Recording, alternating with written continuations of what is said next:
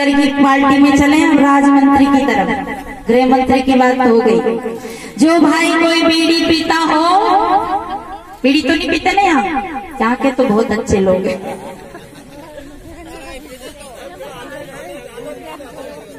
अच्छा ऊंचा हाथ करो तो कितने लोग बीड़ी पीते? ईमानदार है भैया आपके लोग, झूठ नहीं बोलते। अगर आप लोग बीड़ी पीते हो, शराब पीते हो, गुटखा खाते हो, तो आज से हमारे जगदीश जी के ये यज्ञ, ज्ञान यज्ञ चल रहा है। इसमें आज से बीड़ी सुहा, बोतल सुहा, गुटखा बोलो सुहा, बीड़ी तो ये यज्ञ सफल हो जाएगा।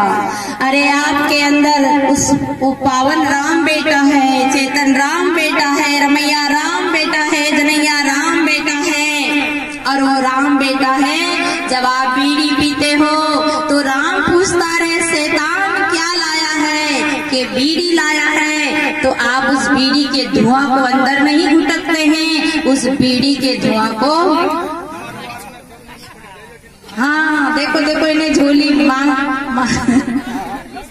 ऐसा कोई भाई वीर हो तो आज इस ज्ञान यज्ञ में शुद्ध होने के लिए आपके अवगुण की आहुति दे देना, ताकि इनका यज्ञ कराना सफल हो जाएगा। इसलिए भाइयों, आप हमारे जीवन का जो अवगुण है वो यही स्वाहा करना, आज संकल्प लेना, प्रतिज्ञा करना। हे भाइयों, इन माता ने जब आपको जन्म दिया तो ऐसा सोच के नहीं दिया ना कि मेरा पुत्र, मेरा लाल बोतलों पीकर आएगा, शराब पीकर आएगा। वो माँ तो ये समझकर जन्म दी थी कि मेरा लाल देवता बनकर आएगा, एक अच्छा इंसान बन के आएगा। जब बेटा बोतल पी के आता है तो माँ की आंखों से आंसू गिरता है, माँ का दिल टूटता है, पिता का दिल टूटता है। भाइयों, हम शराब नहीं पीते हैं, शराब हमको, बोलो बोलो, हम शराब नहीं पीते, शराब हमको, आगे बोल दो ना, मैं नहीं बोलूं क्या? शराब हमको पीती है। हम बीड़ी नहीं पीते हैं, बीड़ी हमको पीती है। हम गुटखा नहीं खाते हैं, गुटखा हमको, हम शराब नहीं पीते हैं, हम माता का प्यार पीते हैं, पत्नी का प्यार पीते हैं, माता की ममता पीते हैं। हम शराब नहीं पीते हैं, पिता की आशा पीते हैं, बच्चों की आशा पीते हैं। इसलिए संकल्प करो कि आज से हम शराब नहीं पिएंगे, बीड़ी नहीं पिएंगे। देखिए, अगर कोई मुंह में पानी भरकर पिचकारी मारे तो कोई पानी मुंह में भरकर पिचकारी चला दे तो आप कहेंगे पागल है ये, इसको एक चाटा मारो। पर ये बीड़ी पीने वाले भाई है ना, बड़ी बड़ी पगड़िया वाला, बड़ी बड़ी मोछा वाला, बड़ी बड़ी धोतिया वाला, क्या करते हैं क्या करते हैं? बीड़ी का धुआं उड़ाते बच्चे की तरह। धिक्कार है, धिक्कार है। माता को भी धिक्कार है, से पुत्र कहते हैं। सती नार सुराजने बड़ भागिन दाता, लक्ष्मी तो साधु जने, कूड़े जने संसार, कूड़ा कचरा। इसलिए हमारे जीवन को शुद्ध करने के लिए आप बहुत बड़े भागशाली हो। कहाँ है आप? ज्ञान यज्ञ में आए हो, ज्ञान गंगा में नहा रहे हो।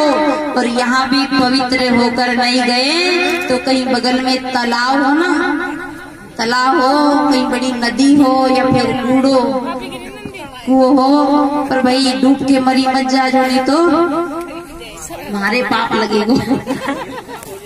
एक तो मेरे को कहेंगे कि ये एक साध्वी आई थी ज्योति जी, जो ने तो गड़बड़ कर दी सबे मार। कबीर साहब ने कहा कि बूढ़ मुआ बिन पानी यही है, पानी यही है। हमारी जो सूक्ष्म वासना यही पानी है। और कोई तो पानी में डूब के मरे, पर हम तो बोतलों के पानी में डूब कर मर रहे हैं, बीड़ियों में मर रहे हैं। इसलिए बहनों भाइयों, इस यज्ञ में आहुति देना। तो हम गृह मंत्रियों से निवेदन करते हैं कि आपके घर में यज्ञ हो रहा है, ऐसा यज्ञ तो कहीं हो ही नहीं सकता। इस यज्ञ को छोटा मत मानना।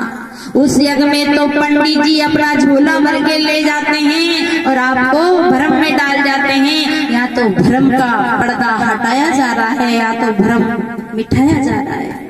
तो हम अपने जीवन को शुद्ध करने के लिए सेवा करें। तो सेवा किसकी करें? जिंदे की करें। गरीब साहब का एक ग्रंथ है ना, उसका नाम है जिंदा।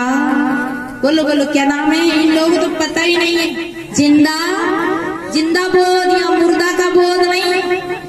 आप लोग मुर्दा की बातें करते हैं, यहाँ जिंदे की बातें होती है, इसलिए यहाँ जिंदा बोध दिया जाता है। उस ग्रंथ का नाम है जिंदा बोध। हम जिंदे हैं तो हम जिंदा का बोध करें। मरने के बाद क्या होता है उसकी चिंता मत करो। जब तक आपके घर में जीते जागते माता पिता है, उनकी सेवा करो, उनकी बंदगी करो।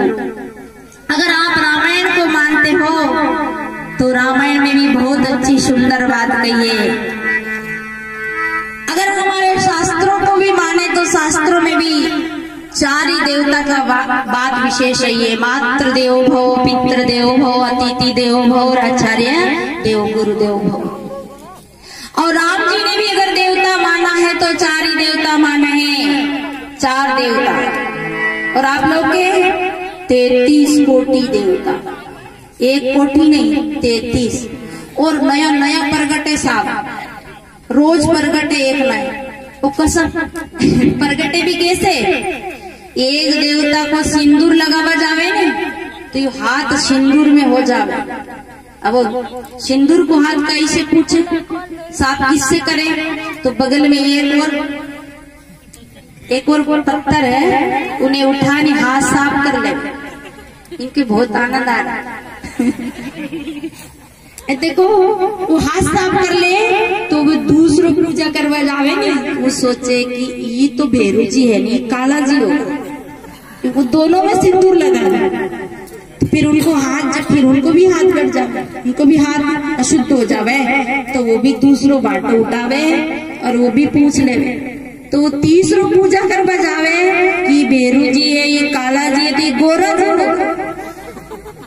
ऐसे ही करते करते देवताओं की भीड़ बढ़ गई, अब बढ़ती चली जा रही है। तो देखिए, हम जो पूजा करते हैं, सेवा करते हैं, तो चार देवता और 3 ही देवता विशेष है, पर 4 मान लो। माता, पिता, गुरु और अतिथि, ये 4 देवता। और भगवान राम में अगर मानस में बात आती है, प्रातिकाल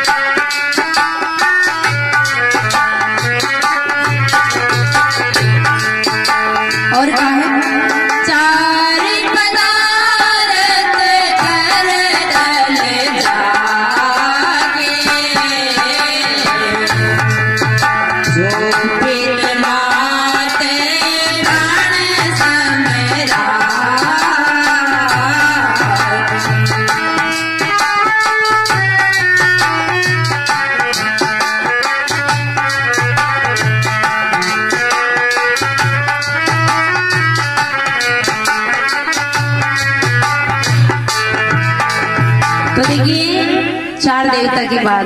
प्रातः जल्दी उठो और पहली नमन। और नमन में बड़ी ताकत। ये जो आपको पल्लू है ना, जो पल्लू काम को है साफ, ऐसो ही नहीं। ये पल्लू लेके अगर सासू जी के, ससुर जी के नमन करो तो देखो आशीर्वाद क्या मिले, बता दो। सुनना चाह रहे हैं आप लोग? सुनना चाह रहे हैं? ये इतना बड़ा आशीर्वाद मिले, इतना आशीर्वाद मिले।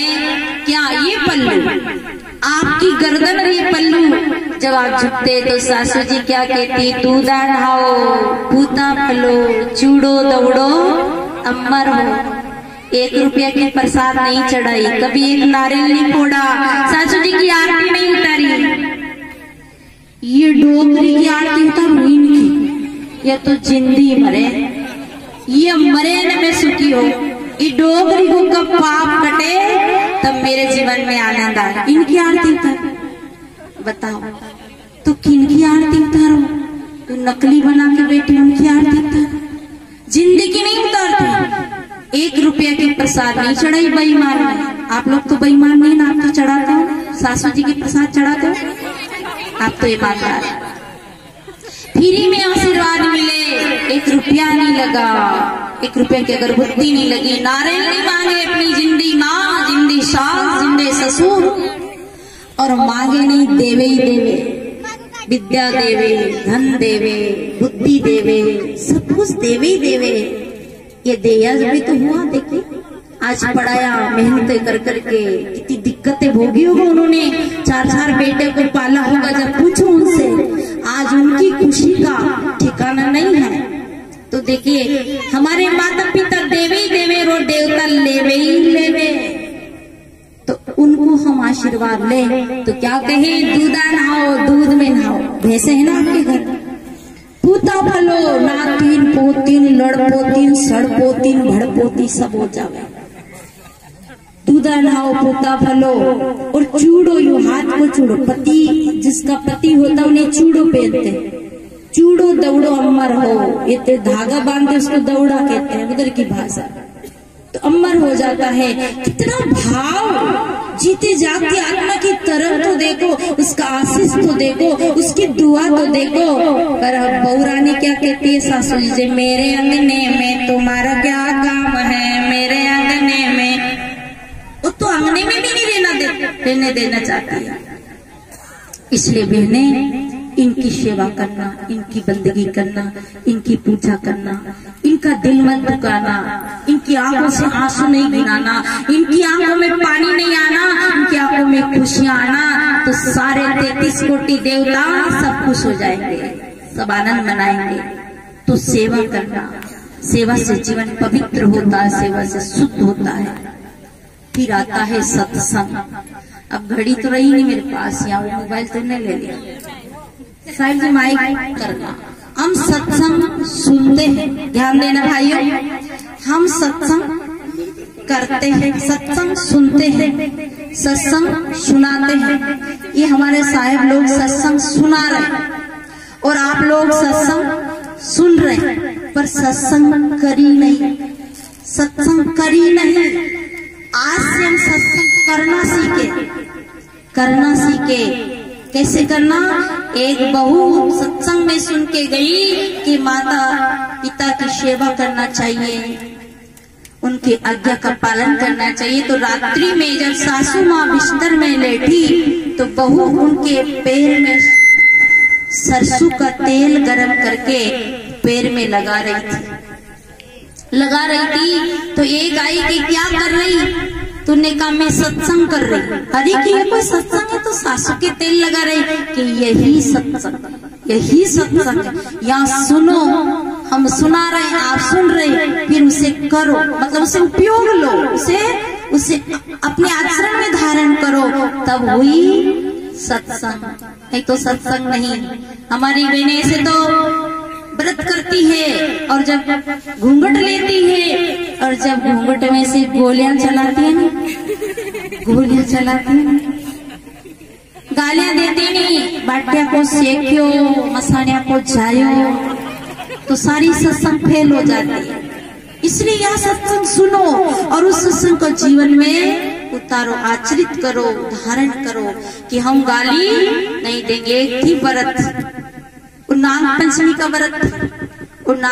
का व्रत थी, पर पति से कभी बनती नहीं थी, और नाग पंचमी के दिन रात की 12 बजे गिलास लेकर, दूध का गिलास लेके पैर की तरफ खड़ी हुई।